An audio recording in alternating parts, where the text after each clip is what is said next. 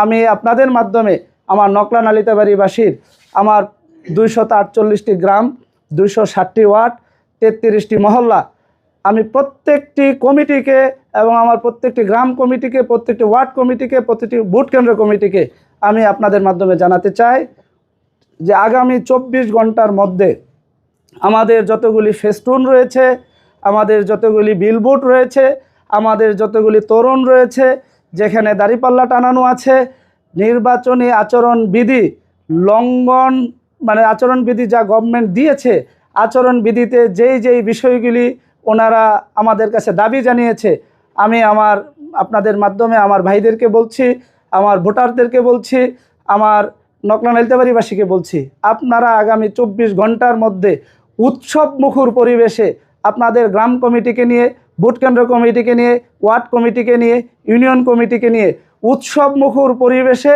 আপনারা আগামী 24 ঘন্টার মধ্যে এই প্রত্যেকটি বিলবোর্ড, ফেস্টুন এবং তোরণ, দাঁড়িপাল্লা যা আছে সব ইনশাল্লাহ নামিয়ে ফেলবেন।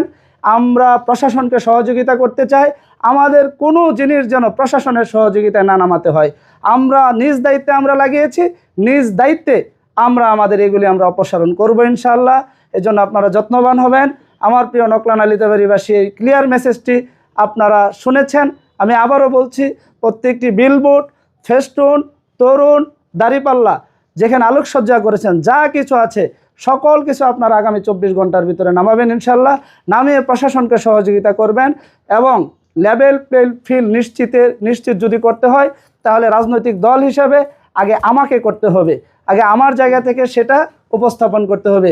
তাই আমি স্পষ্ট ঘোষণা দিচ্ছি, আমরা প্রশাসনের সকল কাজে সহযোগিতা করার প্রত্যয় ব্যক্ত করছি।